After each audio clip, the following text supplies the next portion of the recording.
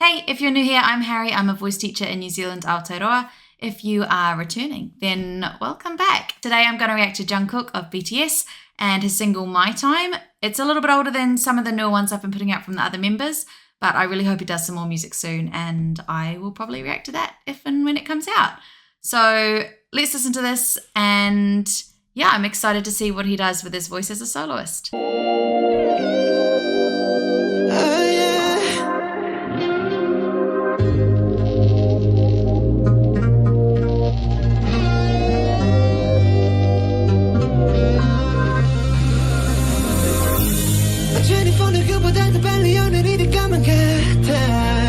My life is up in a movie out of time. 해뜨는 곳으로 달렸어 every single night. 누구의 내가 봤던 것 같아. 온 세상이 너무 컸던 그 손은 keep on running all day night. 잡아들어 friends riding subway up in the air. 전 세계로 rock on now 매일 마을라라.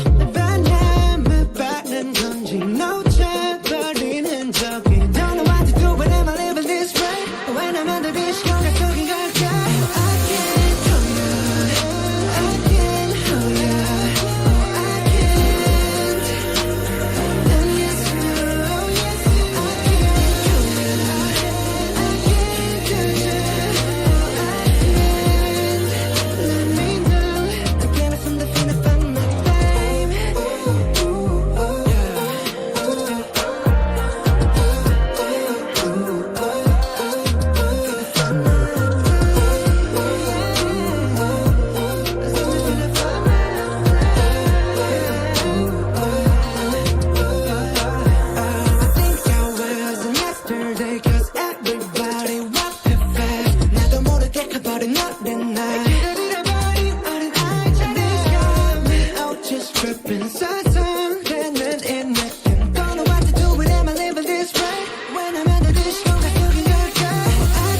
hold you I can't hold you Oh I can't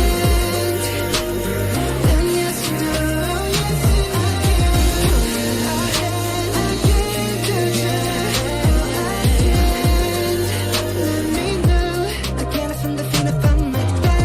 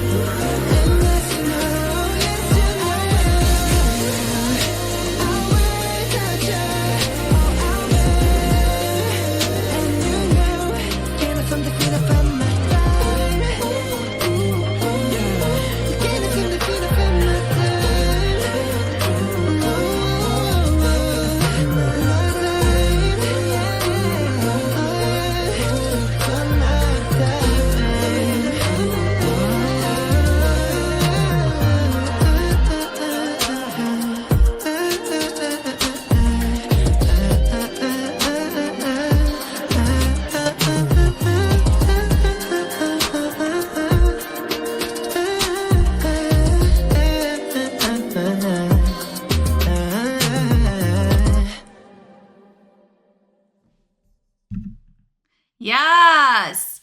Wow, I didn't expect that to be quite so poppy. I don't know, I guess all of their individual personalities are coming out in their genres with their solo music, and like it should, that's what solo music is there for. But it's really interesting to see the difference between some of them. Jungkook has a really, really strong mix. His chest mix and his head mix are balanced so perfectly that the tone of his mix doesn't change at all. And normally you can tell fairly obviously with singers, if you're a trained singer or you're a voice teacher, if you've done music for a long time and heard a lot of people, you learn which is a chest mix and which is the head mix. And normally you can kind of notice which one they're singing in. He is so balanced that even for me, I was like, is it? I'm not sure. So what does that mean in terms of voice science? Well, we know that for pitch, our vocal folds, they sit here, they stretch outwards when our pitch goes up, as well as the vibration frequency of our vocal folds, and then they shorten and get a lower vibration frequency for our lower notes. They stretch. Naturally, they have to get a little bit thinner. If you think of a balloon, like a rubber balloon, as you stretch it, the material has to get thinner to cover the space that it needs to cover. With our vocal folds, the same thing kind of happens in that they have to get a little bit thinner as we stretch them out to cover the space that they need to cover. However, Jungkook is doing a really good job of keeping that thickness pretty much the same as he's going up through those notes and through his passage. That is quite difficult, and it's why with most singers you can hear a noticeable difference, is because the thickness of their vocal folds is changing more significantly, and that is where you hear maybe an airier voice, a lighter voice, because the vocal folds are a bit thinner. I am kind of in awe of his mix. It is incredible. It reminds me a lot of Michael Jackson, The Weeknd, and Ne-Yo. If you know Ne-Yo, maybe I'm showing my age a little bit here. He was extremely popular as a pop and R&B artist back when I was growing up, had a lot of big hits. Don't know if he's still around. I haven't heard a lot from him lately, but it's this kind of like really strong mixed sound that they have, and it's incredible. I also love with this song that it's kind of like pop and R&B. So K-pop does take a lot of its origins, especially at the moment, a lot of its foundations are from R&B. The beat is kind of the main line in it.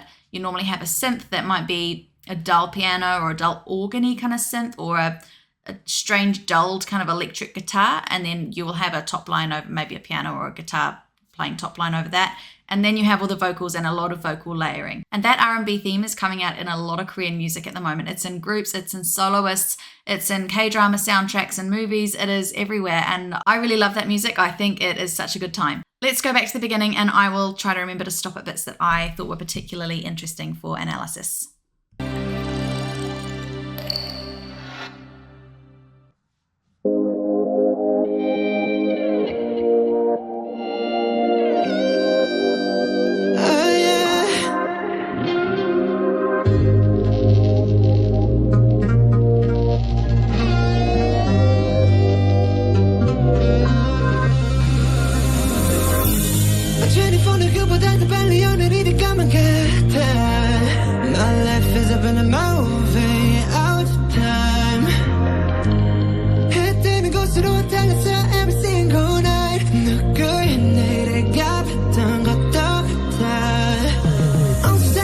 This is the part where I'm kind of like, ooh, is he, isn't he? Na na na na na na na na. Those lines, I believe, are in his head mix at this point. Da da da da da da da da. Those bits are down in his chest voice, but the tone is so similar. I can't get over how consistent he's managed to hold that in his voice. It is something that I think makes him the strongest singer of BTS. I do agree with those that say that, because his consistency and stability is next level. It's really impressive. So that's what I kind of think is going on there. There's a few more kind of breathy qualities coming out when he's on those higher notes, again, which leads me to think, okay, that's more of a head mix, and it's a very strong head mix. We know that he can take his chest mix up there if he wants to. He's not got an overly low voice, and I don't think those are a stretch of his chest mix whatsoever, but he's chose to do them in his head mix. It may be because it creates a smoother sound and a smoother transition when he's coming down into the lower notes. If you try to take your chest mix up too high, it then becomes really obvious when you drop or when you flip into your head voice. So I think maybe he's brought his head mix down a little bit then and used it for that quality. Na,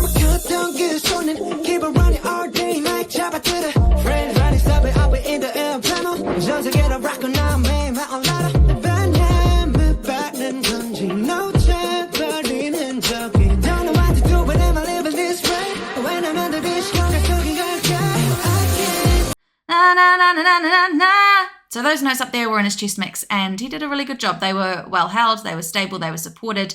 They had enough air behind them that there wasn't strain or tension. If you don't have enough air behind those kind of top notes, you will get strain or tension. So it is really important that you have that support both in your breath and from your core.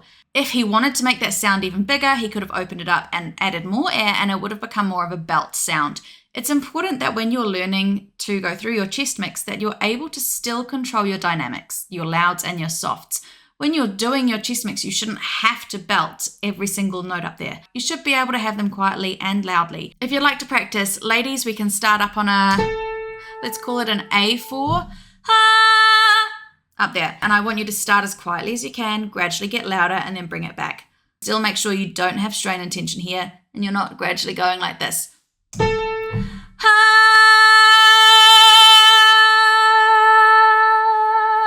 And you should be able to maintain that support from your core and from your breath to enable that note to still come out even though you're no longer belting it. So see if you can go from quiet to loud and quiet again without starting to strain. It's really important that we learn to do that. If you are under 13, you will probably be able to hit that note a lot easier. If you are kind of a 16-year-old plus female, then that note for you should be somewhere in your chest mix. If you are a more matured age, then you might find that your mix is much lower and that you have to be in your head voice by that point. That is quite normal. So it'll be a little bit different for everyone, but for the most part, A4 is a really good place for you to start. For gentlemen, I would say starting at the D4 or E4, and really practice those dynamics.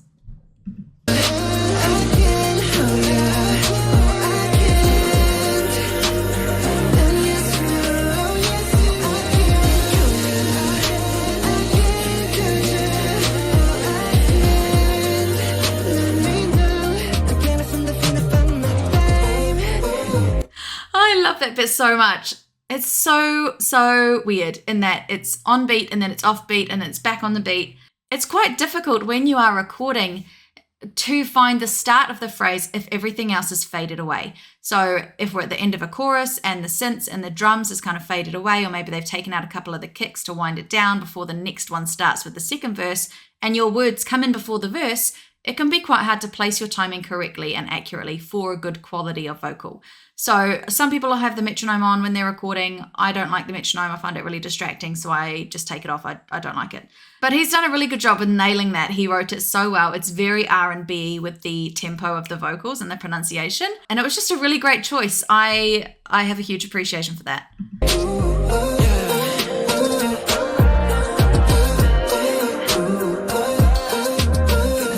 Sorry, I know I just stopped. These really, really interest me. So while it's still on an ooh sound on those top notes, it's a hoo sound. And he's letting a lot more air out. Yes, those are his head voice notes. Absolutely, 100%. They're going to have more air.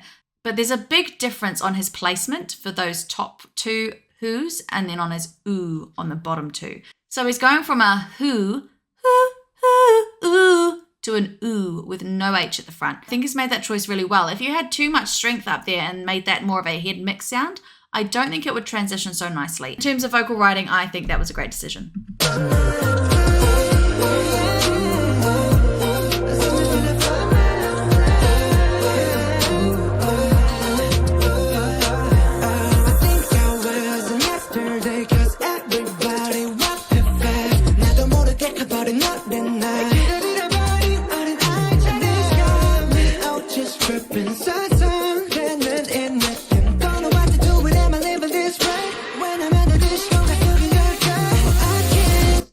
Okay, there's two things I want to talk about here.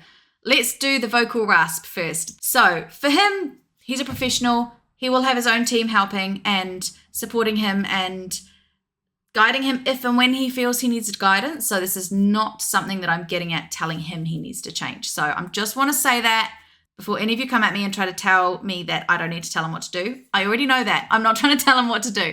But if you're at home and you're hearing this sound a lot on your voice, it sounds either like vocal constriction, which I've mentioned before in the BTS Tiny Desk Concert React, which is where your false vocal folds sit on top of your true vocal folds or your vocalis muscle, causing a little bit of an obstruction, and when the air comes through, it gives it that gritty sound. However, vocal constriction is usually, if you're jumping, then the false vocal folds can sometimes get in the way if you're not adequately warmed up, or sometimes it just happens really randomly and singers can't control it. So if it happens, that's not something you're doing.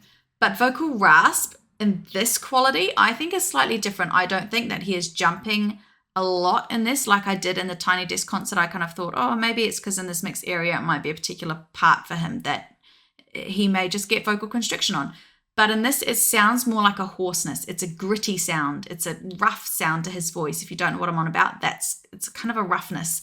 If that is what it is, if it is vocal hoarseness kind of sound that we're talking about, and I'm not 100% that it is, but if it is, then it can be caused by a couple of things. It can be caused by vocal fatigue if the muscles are tired. It can be attributed from too much breath pressure. If you're allowing too much pressure up for what the vocal folds currently need to sustain the note that they're on, then that extra air can sometimes cause a bit of a rasp. Another thing that can cause it, and I'm not saying that is what's causing it here. I know nothing whatsoever about Jungkook's life. But if you are a smoker, this tends to be more common with those that smoke.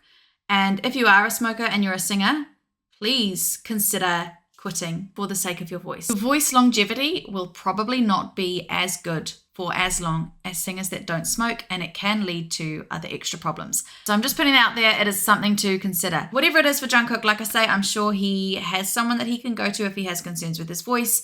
And if you are learning to sing at home, it's just something to be aware of and noticing, is this a raspy hoarseness sound? Is it a gritty sound? Or is it vocal constriction, which happens occasionally, which I can't control? Just think about that if you hear that kind of noise in your voice.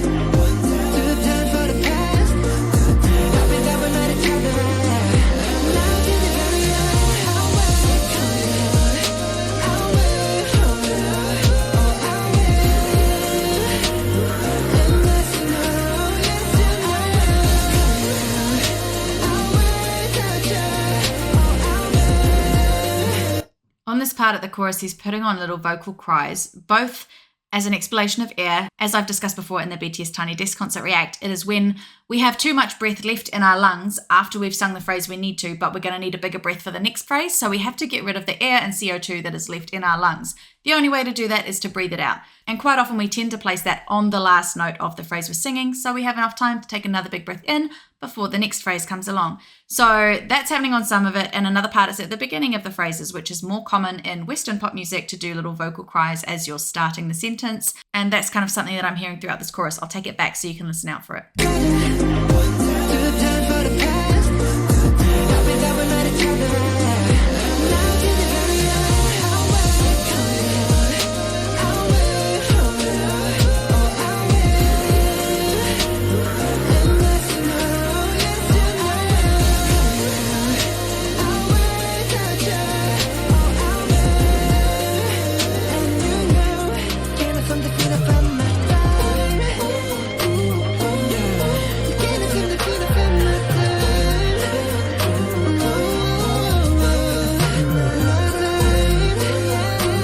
His riffs in this are everything. They make it so interesting and not stagnant. It makes the song not boring. The layout of the song as well, whoever wrote this has done a really good job in that they've given it your very typical pop structure song. It has to have, more or less, a intro, verse 1, pre-chorus, chorus, verse 2, pre-chorus, chorus, bridge, which is where we kind of change it up a little bit.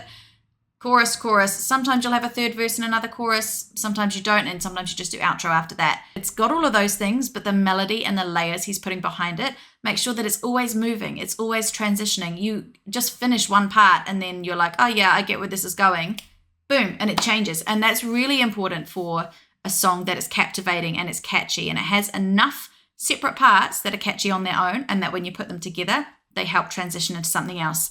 And I think that makes this a really awesome song.